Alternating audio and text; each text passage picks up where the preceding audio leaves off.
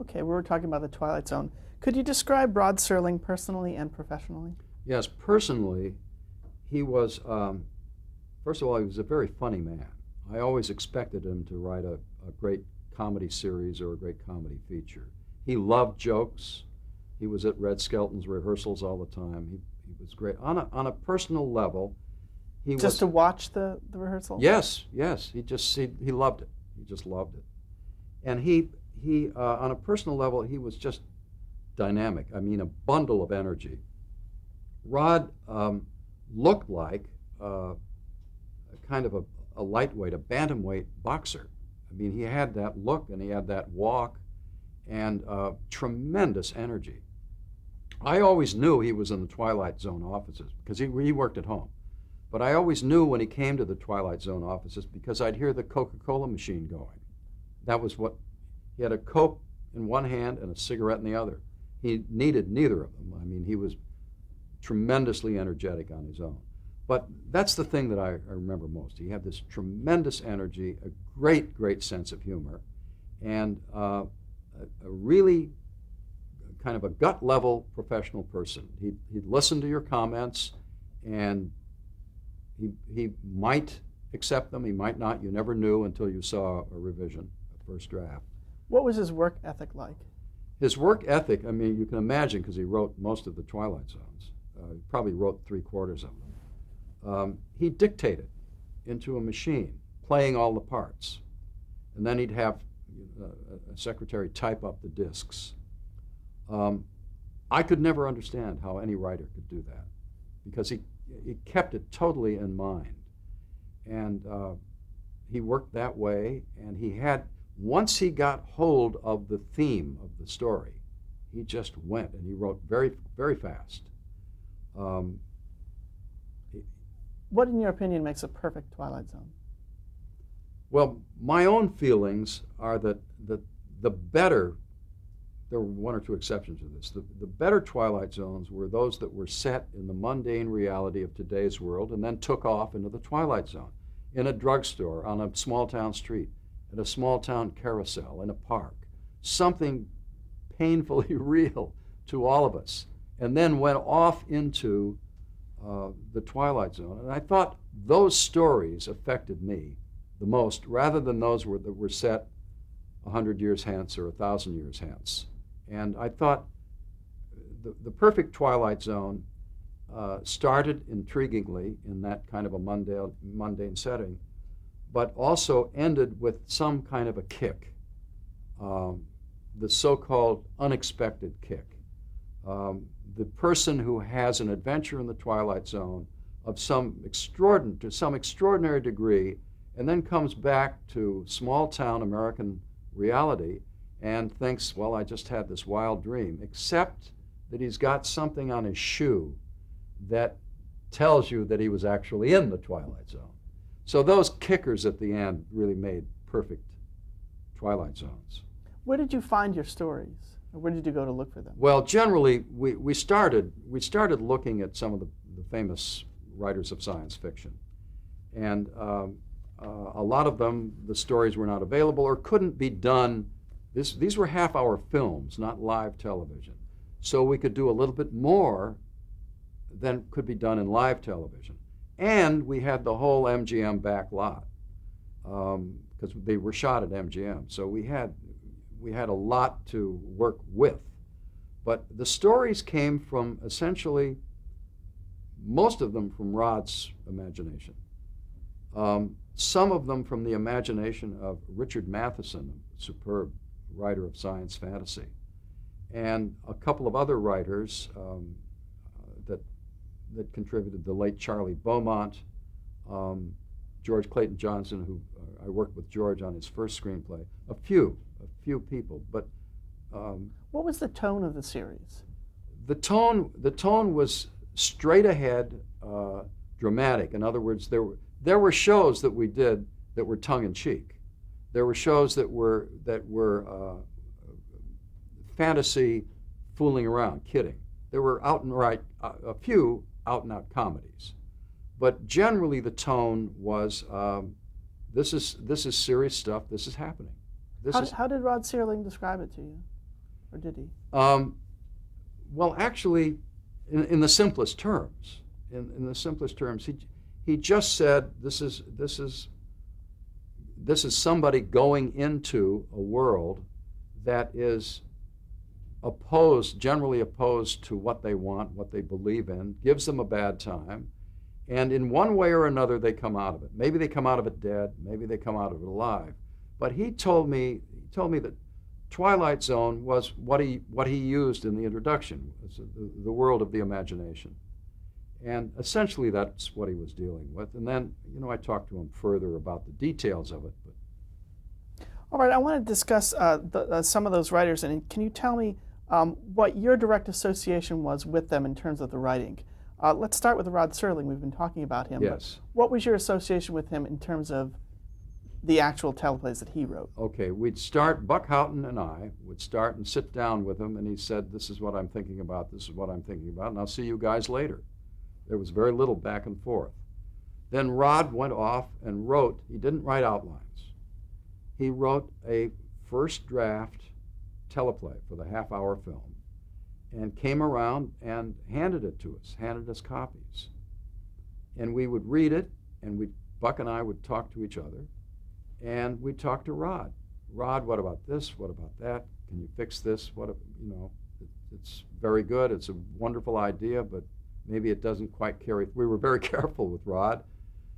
And sometimes he wouldn't discuss it. He wouldn't argue. We'd just sit and talk about it. And he'd go off and he'd come back no more than a couple of days later with a new script. Sometimes he made slight changes of the kind we were discussing. Sometimes he went off into a totally different direction, but one that pleased him. And the talk with us kind of triggered his thoughts to go in that direction.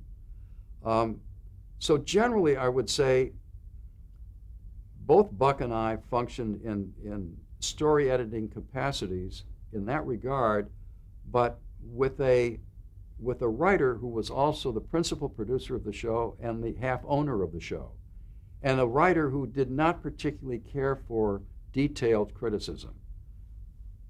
Overall criticism worked very, very well.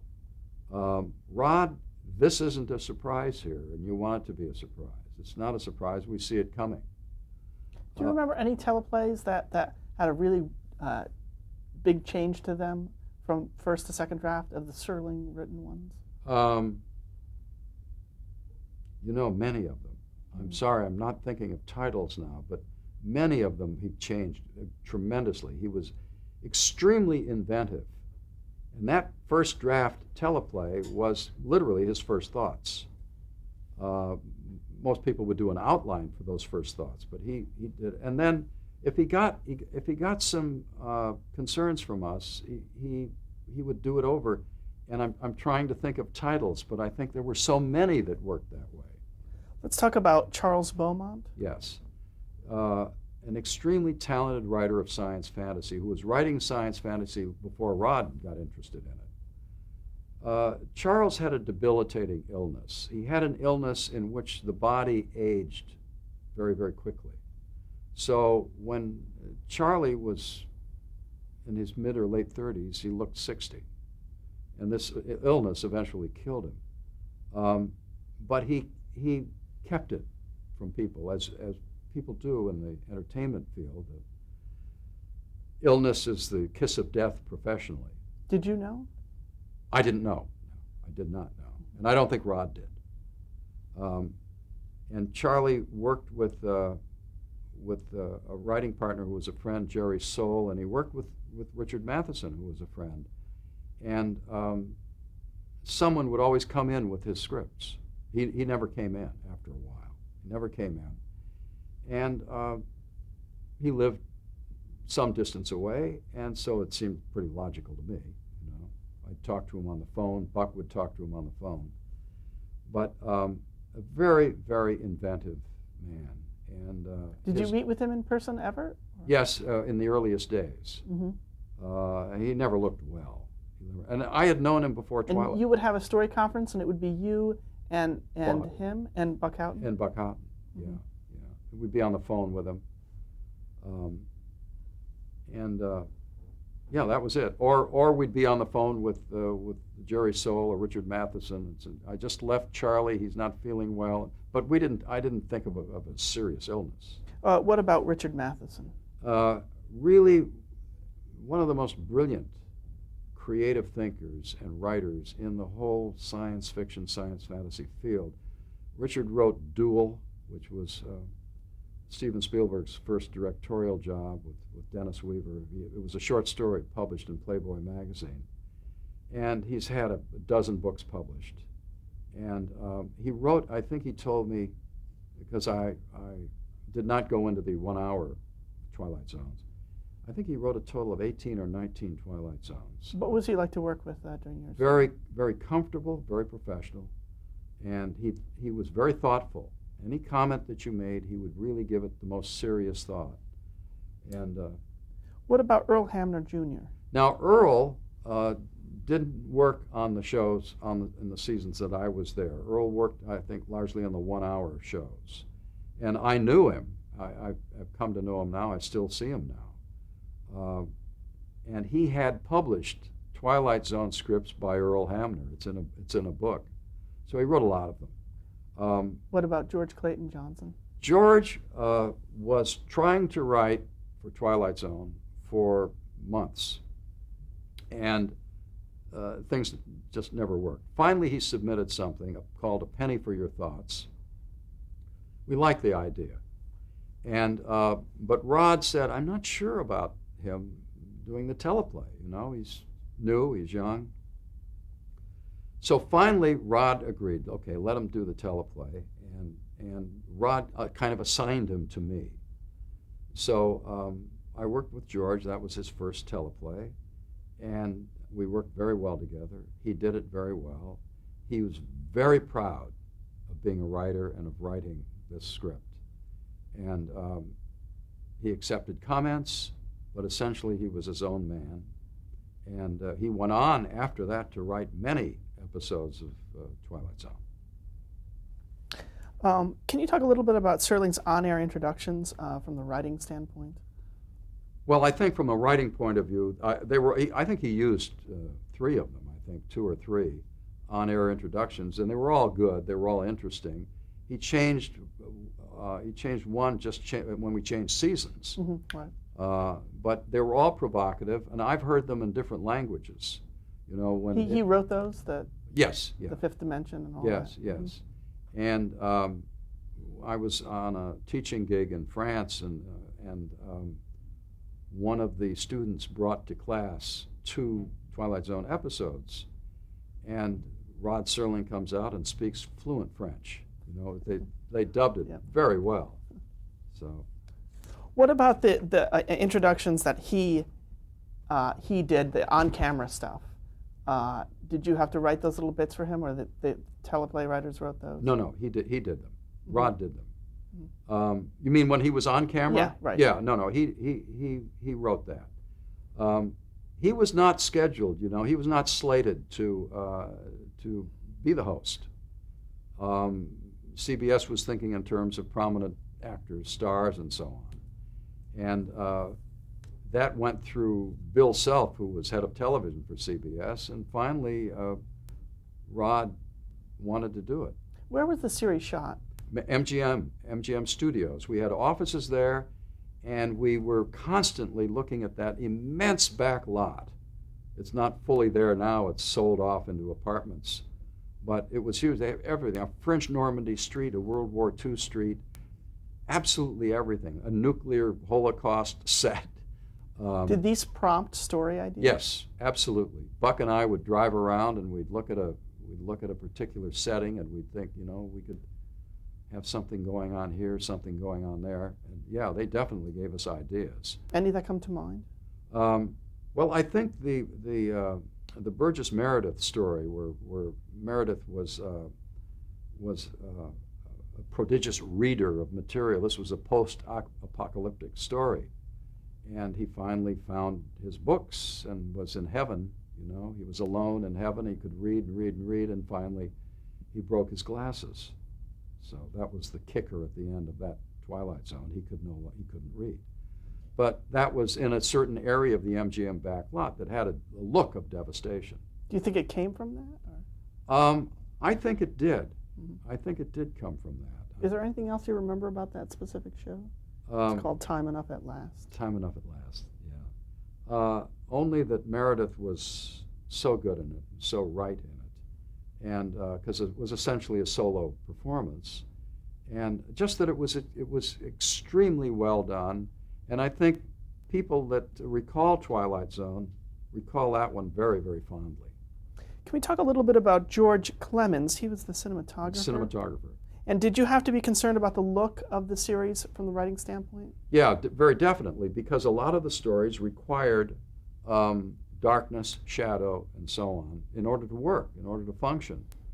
And George Clemens was a veteran cinematographer, a tyrant of the set, which was a good thing because there were scheduling problems, and very, very skilled. But that problem of lighting, it was particularly noticeable when we used monsters from outer space, and sometimes in a comedy sense, because the lighting on those shows gave away too much sometimes. So if the lighting really, in a sense, showed, oh, we're looking at a mannequin of some kind, it was very difficult to buy it. And George Clemens did a very, very fine job of doing that most of the time. But that was a very tough thing, a very tough assignment. So it affected the writing, because we had to understand that when we did monsters, we had to conceive of them in a way that would be possible or probable in the short schedules of television. In my own opinion, a couple of times they didn't. That was not George Clemens' doing. It was just the nature of it.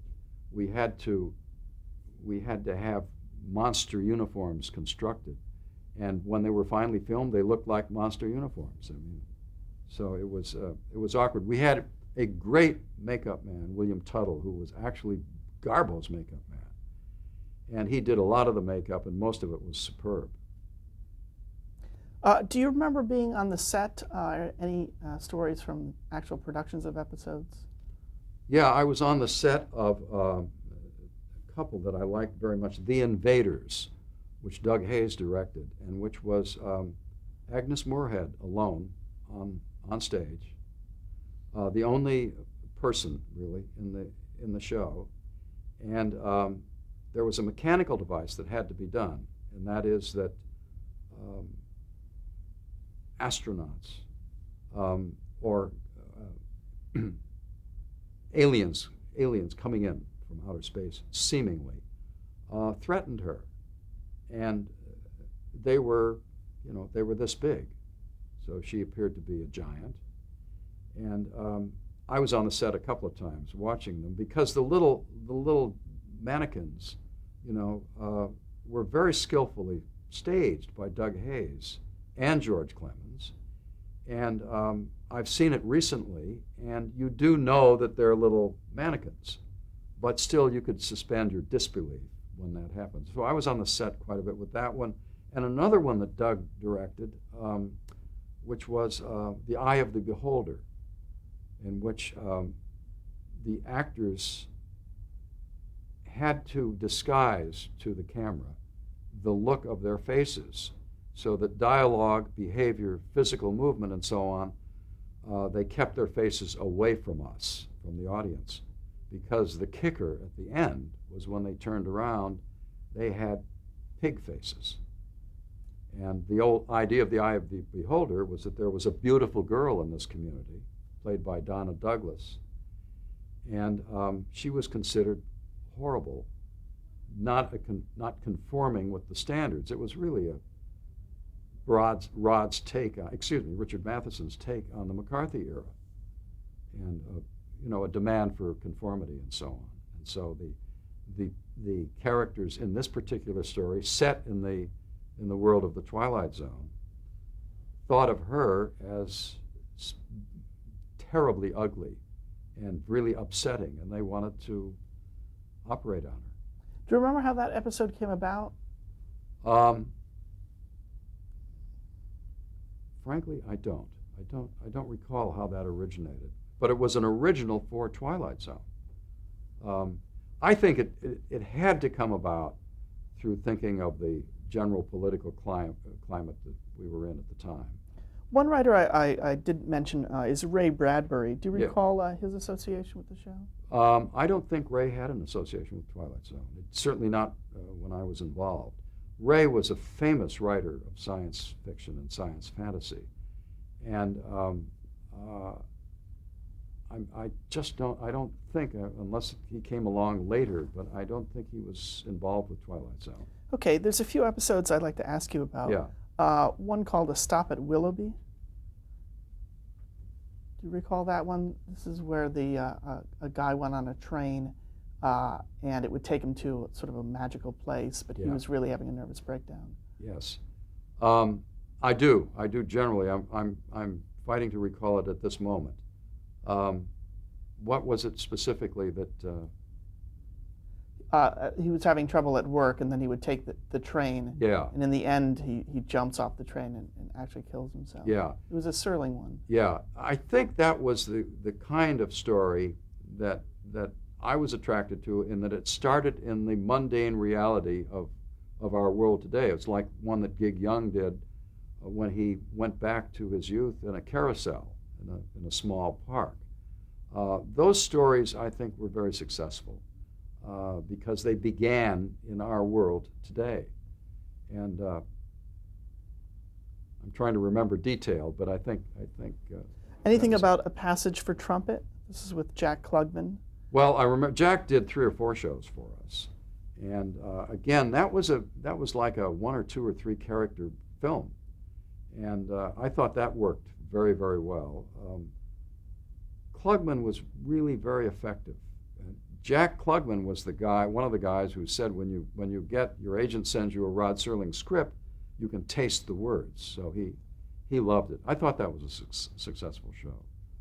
What about Mr. Beavis, which was a pilot with Orson Bean, or intended pilot? Yeah, I was not crazy about it. I thought it was one of our weaker ones. I don't think it had the snap of some of the other shows.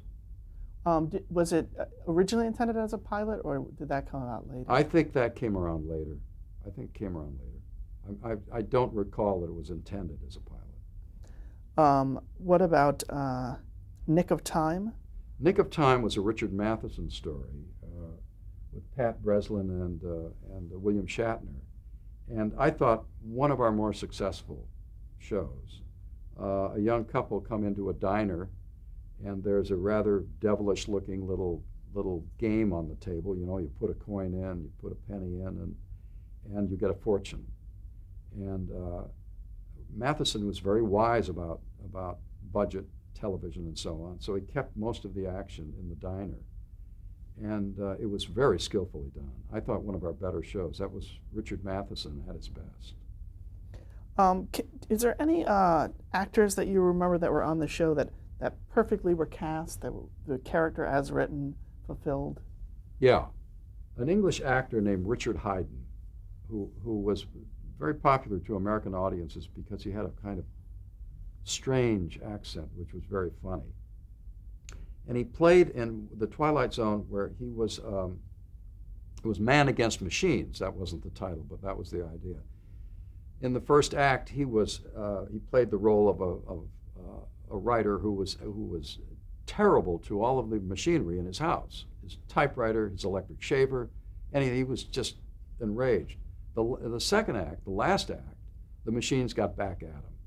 So we used some of the trickery of Twilight Zone to do that, and I thought it was very successful. And he was perfect. He put that part on like a suit of clothes. I mean, it just fit him perfectly.